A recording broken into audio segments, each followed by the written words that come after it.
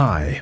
This one is going to be a very special one, I promise. I've spent a lot of time curating this list, as you can probably tell by the title. And I'm also very, very excited. So I might need to just calm myself down a little bit. Okay, breathe.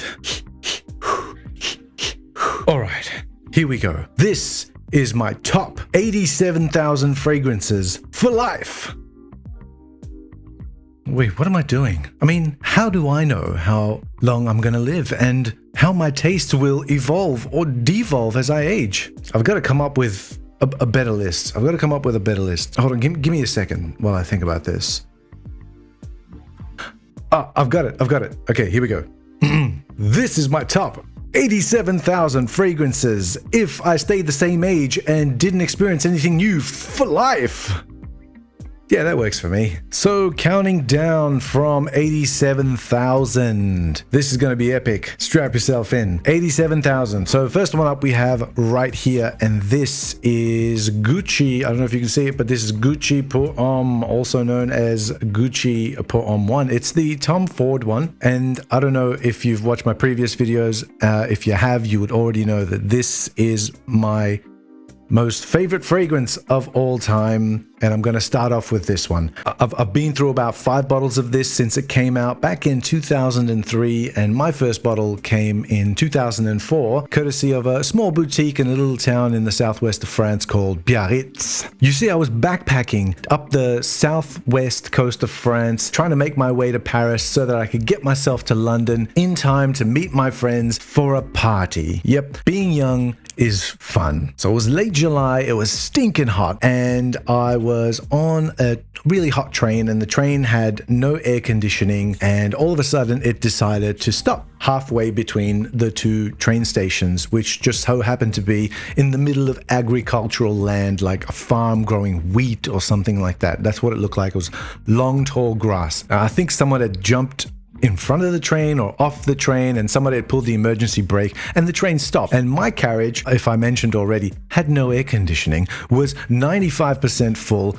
of this American traveling church choir who just felt like bursting into song to make the time pass a little bit quicker or something like that. The trouble with that was they weren't very good. So I tried to drown out the sound of their noise by using something called a Discman. You can Google it, it's a real thing. So I chucked my headphones on and I started listening to my music, which at the time I think was Ella Funk by Black Eyed Peas. I don't know why, but that was what I had in there. And I remember that whenever I hear the songs from there, reminds me of this train trip. But 10 minutes in, my batteries ran out, and so did my bottle of water. So I thought I might as well jump out of the train as well. And since I'm near the coast, I might walk that way and make my way to a coastal town. So I walked through a never-ending field of tall grass, and then through some strange industrial area, and then through a quaint little village. Now, this was before the age of smartphones or GPS maps on smartphones or anything like that. So all I had was my sense of direction and the faint smell of the sea, which was growing stronger as I walked, so that I knew that I was going in the right direction. So yeah,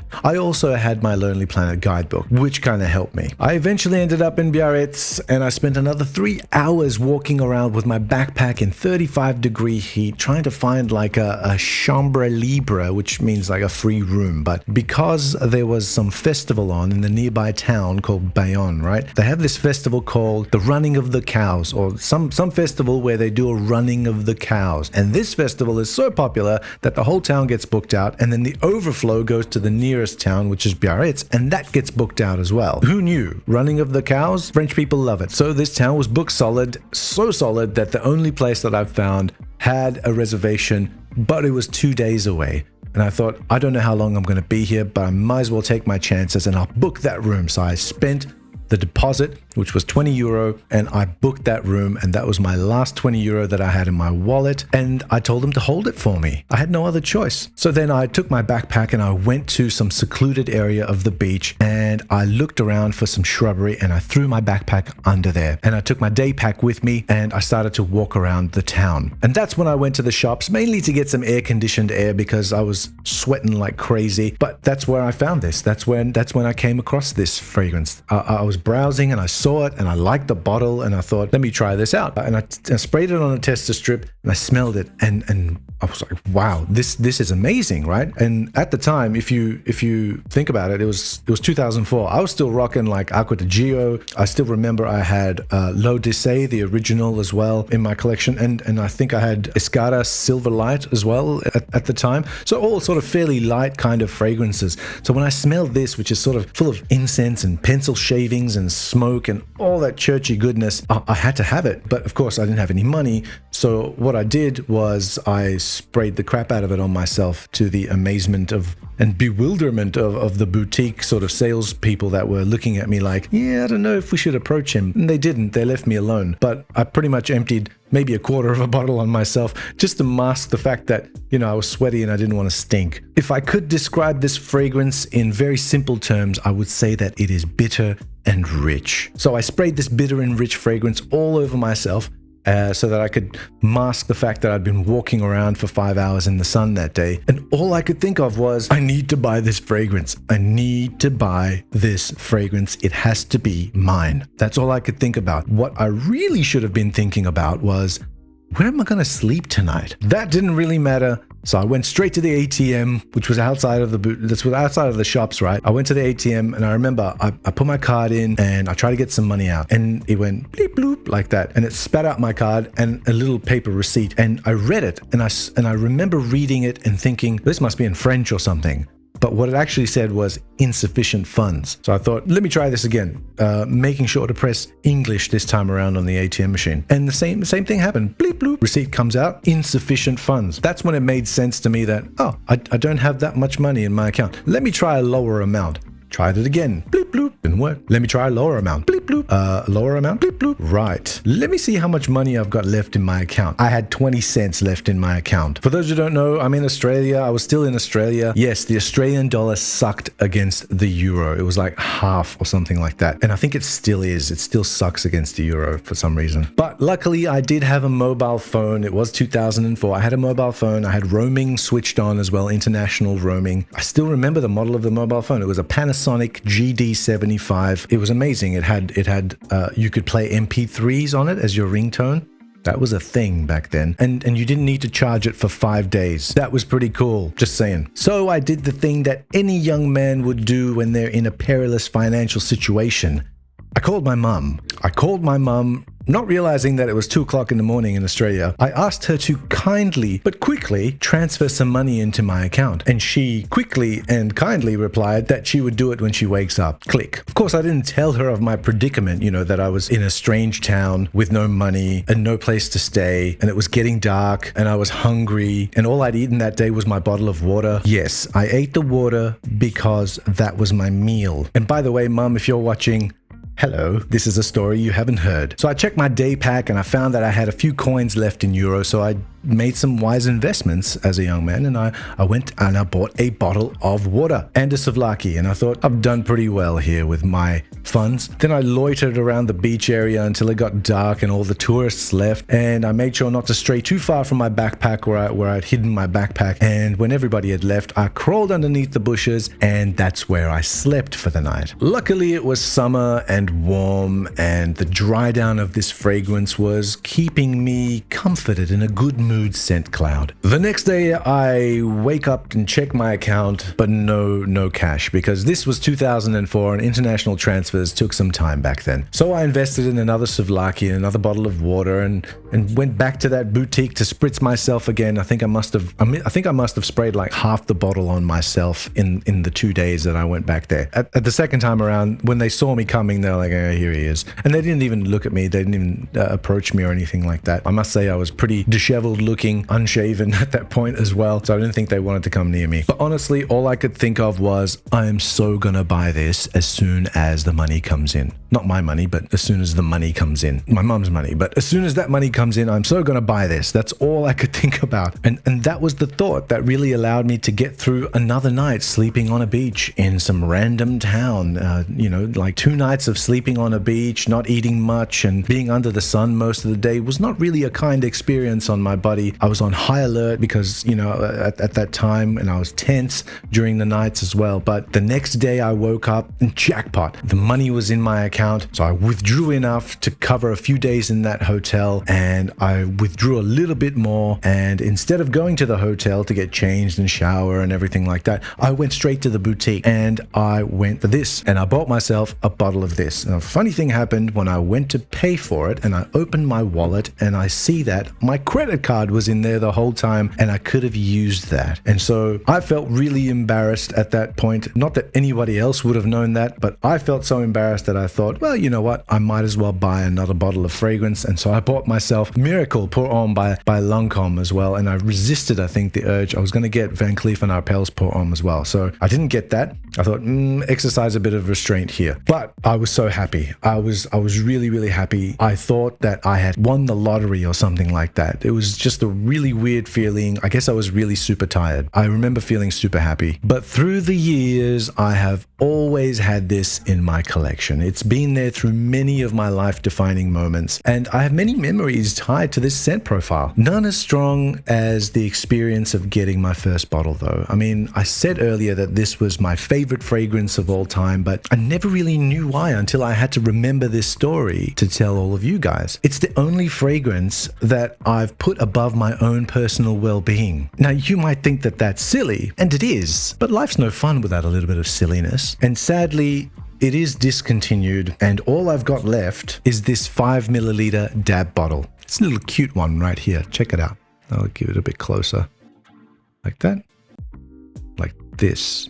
Focused? Maybe not. But this is it. And maybe I've got 3.5 milliliters left in here. It's so precious. They're precious. Because like an absolute noob, like an absolute beginner to the market, I had no idea that a fragrance could be discontinued. I didn't buy any backup bottles. I didn't have anything. I didn't stock up, and I learned the hard way. Now, replacing a full bottle of this on the gray market right now is going to probably cost me around $800. I mean, I could buy it, but then I'd end up wearing it, and then I would finish it, and then I would lament the fact that it's gone, and there's hardly any bottles of it left anywhere. So I guess I can't have it for life, which makes me realize that I can't have anything for life for that matter. Everything is temporary, including us. And if all we are is a composition of experiences, I'd want mine to be like this fragrance. Bitter and rich. To be both bitter and rich of and from life experience is proof of life itself. 87,000 fragrances for life. Well, here's one down. 86,999 to go.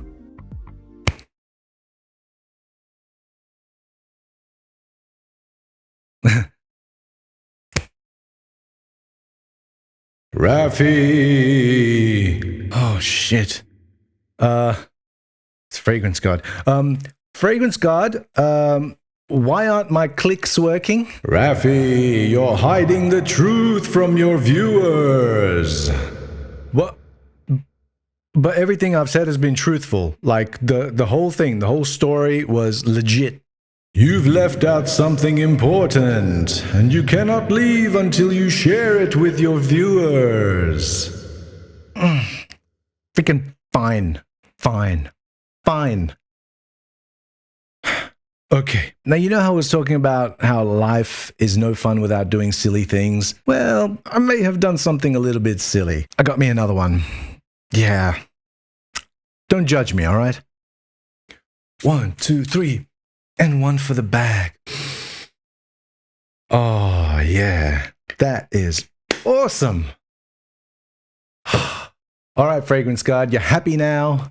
No. As punishment for your sins, I will share an old video of you. Whoa, wait, which one? You'll find out when you click your fingers. Well, I guess I'm not clicking my fingers then. Oh, really? What the? No, you can't make me do it. I'm a god. I can make you do anything. Okay, fine. I'll click my fingers. Just take this thing away from me. Good boy. All right. Here we go.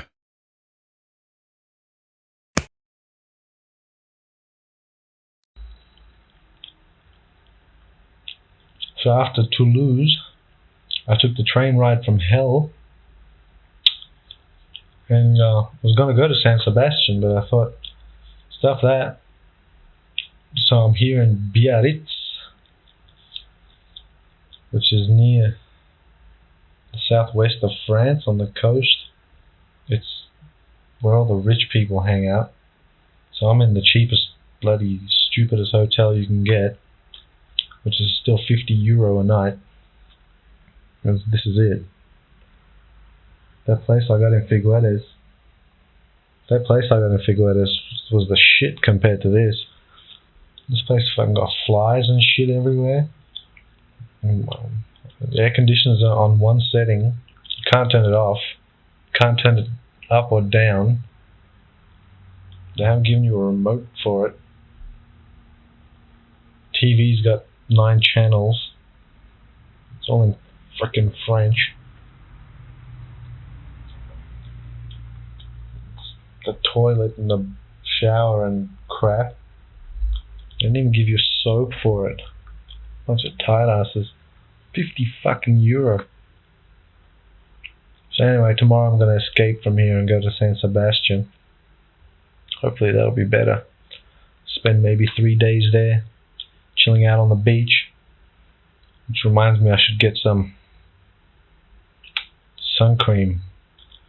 After I fell asleep under the sun at Cerbère, my chest has turned into one big blister.